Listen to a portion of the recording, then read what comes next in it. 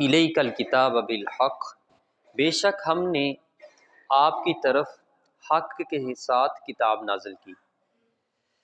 لتحکم بین الناس بما اراک اللہ، تاکہ آپ لوگوں کے درمیان اس کے مطابق فیصلہ کریں۔ یعنی ہم نے قرآن کو آپ کی طرف بھیجا، حق کو واضح کیا تاکہ اس کے مطابق آپ لوگوں کے درمیان فیصلہ کریں۔ ولا تکن لخائنین خصیما، اور جو اللہ نے آپ کو دکھایا آپ خیانت کرنے والوں کی طرف سے جھگڑنے والے نہ بنے۔ واستغفر اللہ، اور اللہ سے مغفرت طلب کریں۔ ان اللہ کان غفور الرحیم، بے شک اللہ بخشنے والا اور نہایت رحم فرمانے والا ہے۔ اس آیت کا جو شان نزول ہے اس کے حوالے سے حضرت قتادہ بن نعمان رضی اللہ تعالیٰ عنہ آپ بیان کرتے ہیں کہ ہمارے قبیلے کے گھروں میں سے ایک گھر تھا جس کو بنو ابیرک کہا جاتا ہے، قبیلے کا نام تھا بنو ابیرک۔ اس میں 3 بھائی تھے، رہتے تھے، بشیر، بشر اور مبشر۔ ان میں جو بشیر نامی ان کا بھائی تھا یہ منافق تھا، یعنی اس نے بظاہر یہ شو کیا ہوا تھا کہ مسلمان ہوں، جبکہ اندر میں سے یہ مسلمان نہیں تھا، اور یہ ایک شاعر بھی تھا، اور یہ تضحیک امیز شاعری کرتا اور پھر دوسروں کو دے دیتا، مشرکین کو۔ صحابہ کرام کی وہ شان میں گستاخی ہوتی یا حضور علیہ الصلوۃ والسلام کی شان میں توہین امیز اشعار لکھے ہوئے ہوتے، تو اس نے اس کا جو لقب تھا وہ ابن ابیرک مشہور تھا۔ اس نے ایک یہودی کے گھر میں چوری کی، اور چوری کرتے ہوئے اس کو یہودی نے دیکھ لیا، اور صبح کے وقت اس نے اس کو پکڑا اور کہا کہ تم نے چوری کی ہے، تو وہ مکر گیا کہ مجھے تو اس کا علم ہی نہیں۔ یہ فیصلہ حضور علیہ الصلوۃ والسلام کی بارگاہ میں حاضر ہوا۔ حضور علیہ الصلوۃ والسلام نے حضرت قتادہ سے یہ پوچھا کہ آپ گواہ پیش کریں۔ ایک گواہ جو ہے وہ پیش کیا گیا، اور اس نے کہا کہ یہ رات کے اندھیرے میں ایک روشنی لے کے یہ قتادہ کے گھر کے قریب چکر لگا رہا تھا، یعنی سن لگانے کے لیے دیوار کو روشنی کر رہا تھا، تو اس وقت اس کو دیکھا تھا۔ تو تھوڑی دیر کے بعد وہ مان بھی گیا کہ میں نے یہ چوری کی ہے۔ تو یہ آیت کریمہ نازل ہوئی کہ آپ ان کی طرف سے، یعنی حضور علیہ الصلوۃ والسلام کا جو فیصلہ تھا وہ بظاہر ان کے حق میں جا رہا تھا، کہ مضبوط بات نہیں کر رہے تھے۔ حضرت قتادہ صرف ایک الزام تھا، الزام کی بنیاد پہ سزا نہیں دے سکتے، الزام جب تک ثابت نہ ہو تو بھی تو صرف وہ ملزم تھے، تو ملزم تو کوئی بھی شخص ہو سکتا ہے، کسی کے اوپر بھی الزام لگ سکتا ہے، تو جب تک وہ الزام ثابت نہیں ہوتا تب تک وہ مجرم نہیں ہوتا۔ تو یہ آیہ کریمہ نازل ہوئی کہ کسی کی طرف سے آپ جھگڑیے مت، بلکہ قرآن مجید نازل کیا اس کے مطابق آپ فیصلہ کریں۔ وَلَا تُجَادِلْ عَنِ الَّذِينَ يَخْتَانُونَ أَنفُسَهُمْ، اور آپ ان لوگوں کی طرف سے نہ جھگڑیں جو اپنے نفسوں سے خیانت کرنے والے ہیں، یعنی یہ جو لوگ ہیں یہ خیانت کرنے والے ہیں اپنے آپ کے ساتھ ہی، آپ ان کی طرف داری نہ کیجیے۔ ان اللہ لا يحب من کان خوانا اثیما، بے شک اللہ ہر اس چیز کو پسند نہیں کرتا جو بہت بددیانت گناہگار ہو، یعنی اس طرح کے لوگوں کو اللہ رب العزت پسند نہیں کرتا۔ یستخفون من النساء یستخفون من الناس ولا یستخفون من اللہ وهو معهم اذ یبیتون ما لا یرضی من القول، یہ لوگ انسانوں سے اپنے کام چھپاتے ہیں اور اللہ سے نہیں چھپا سکتے، وَهُوَ مَعَهُمْ إِذْ يُبَيِّتُونَ مَا لَا يَرْضَى مِنَ الْقَوْلِ، حالانکہ وہ ان کے ساتھ ہوتا ہے جب وہ رات کو ایسی بات کے متعلق مشورہ کرتے ہیں جو بات اللہ کو پسند نہیں، وَكَانَ اللَّهُ بِمَا يَعْمَلُونَ مُحِيطًا، اور اللہ ان کے تمام کاموں کا احاطہ کیے ہوئے ہے۔ تو اس آیت میں یہ کہا کہ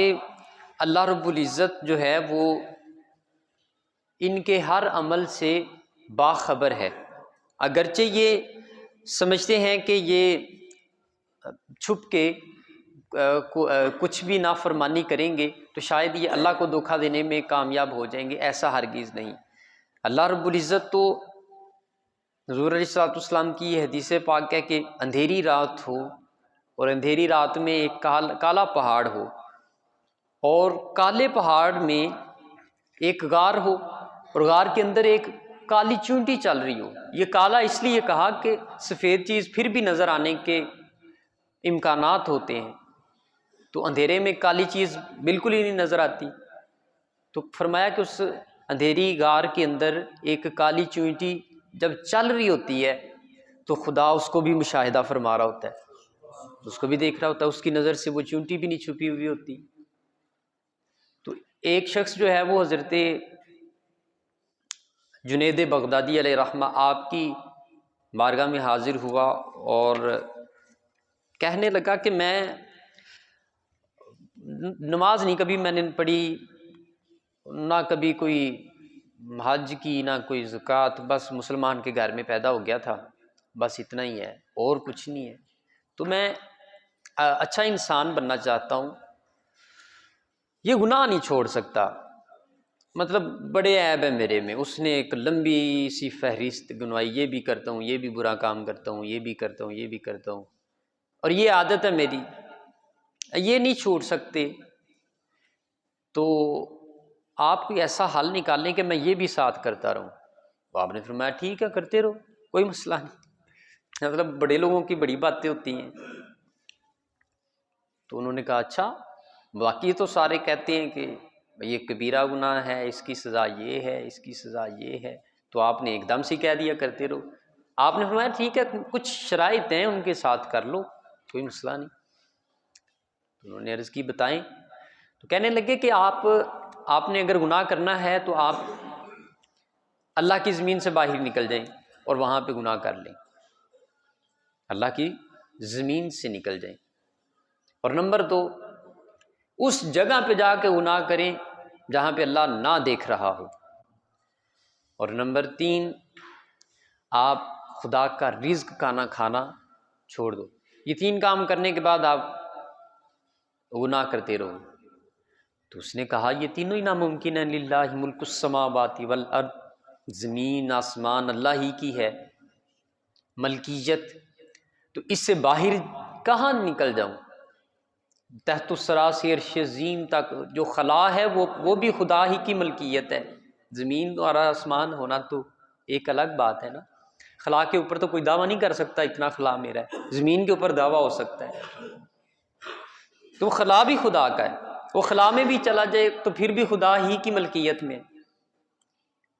تو کہا کہ یہ بھی نہیں ممکن، خدا کی زمین سے نکل جانا بھی ممکن نہیں ہے، اور جہاں پہ خدا نہ دیکھ رہا ہو وہاں گناہ کروں تو یہ بھی ممکن نہیں ہے، اور خدا کا رزق کھانا چھوڑ دوں تو ہے ہی اس کا رزق، یہ بھی ممکن نہیں ہے، تینوں کام ہی نہیں ہو سکتے۔ تو انہوں نے کہا کہ تم پھر کتنے دلیر ہو گناہوں میں، تمہیں یقین ہے کہ خدا دیکھ رہا ہے، پھر اس کو دکھا دکھا کے کرتے ہو، یہ میں کر رہا ہوں، یہ میں کر رہا ہوں، اور یہ بھی ایک، اور دوسرے نمبر پہ یہ نمک حرامی ہے کہ اس کا کھا رہے ہو پھر اسی کی نافرمانی کر رہے ہو، یہ بھی یقین ہے کہ تم خدا کا کھا رہے ہو اور پھر اس کی نافرمانی بھی کرنی ہے، تو گویا یہ اس کا رزق حلال نہیں ہو رہا، اور پھر اسی کی ملکیت میں رہتے ہوئے اسی کی نافرمانی کر رہے ہو، تو پھر اس کی دل کی جو ہے وہ دنیا بدلی اور وہ شخص جو ہے وہ تائب ہو گیا۔ ہاں انتم ہؤلاء جادلتم عنہم فی الحیات الدنیا فمن یجادل اللہ عنہم یوم القیامۃ ام من یکون علیہم وکیلا۔ ہاں تم لوگ وہ ہو جنہوں نے مجرموں کی طرف سے دنیا میں جھگڑا کر لیا، فمن یجادل اللہ عنہم یوم القیامۃ ام من یکون علیہم وکیلا، تو قیامت کے دن ان کی طرف سے کون اللہ کے ساتھ جھگڑا کرے گا، ام من یکون علیہم وکیلا، یا کون ان کا حمایتی ہوگا۔ ومن یعمل، یہ اسی کے تناظر میں یہ بھی آیت آ رہی ہے کہ جو لوگ اس کی طرفداری میں آگے تھے ان کو یہاں پہ مخاطب کیا۔ اس کے بعد کہا ومن یعمل سوءا او یظلم نفسہ، اور جو شخص برا کام کرے، او یظلم نفسہ، یا اپنی جان پر ظلم کرے، ثم یستغفر اللہ، پھر اللہ سے مغفرت طلب کرے، یجد اللہ غفور الرحیم، تو اللہ کو بخشنے والا مہربان پائے گا۔ تو اس میں یہ پھر سے تلقین کی، یہ بار بار قرآن مجید میں اس مفہوم سے ملتی ہوئی آیتیں آتی ہیں کہ جب آپ ظلم کریں، اپنے آپ پہ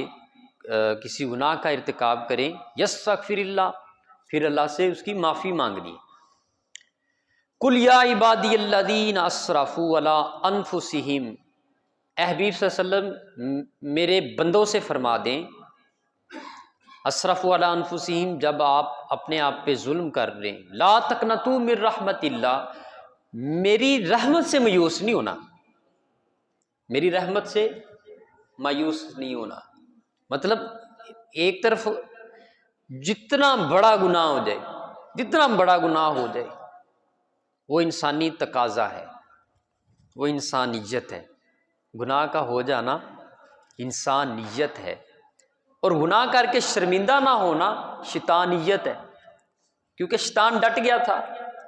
وہ اپنی غلطی تسلیم ہی نہیں کرنے کے لیے تیار تھا کہ میں غلط ہوں۔ تو جب غلط کو غلط مان لیا جاتا ہے تو وہ ختم بھی ہو جاتا ہے۔ غلطی ختم کرنے کا جو پہلا قدم ہے غلط کام کو ختم کرنے کا، وہ یہ ہے کہ اس کو تسلیم کرنا کہ یہ غلط ہے، صرف زبان سے نہیں، دل اور ذہن سے، ذہن و قلب سے اس بات کو تسلیم کرنا کہ یہ غلط ہے، وہ ختم ہو جاتا ہے۔ یہ انسانی فطرت ہے، جس کو وہ غلط ماننا شروع کر دیتا ہے حقیقی طور پہ، وہ ختم بھی ہونا شروع ہو جاتا ہے۔ تو یہاں بھی یہی اللہ رب العزت نے دوبارہ سے تلقین کی ہے۔ شیطان میں دوسرے عیب نہیں تھے اس وقت، مطلب جب وہ خدا کی بارگاہ میں مردود قرار پایا، رد ہو گیا، تو اس کے اندر باقی عیوب تو نہیں تھے، بس یہی عیب تھا کہ وہ غلطی کی اور اس پہ قائم ہو گیا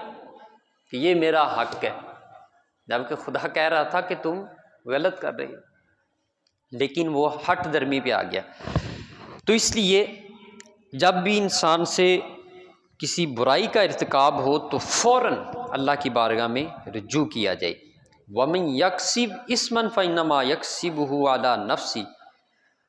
اور جو شخص کوئی گناہ کرتا ہے تو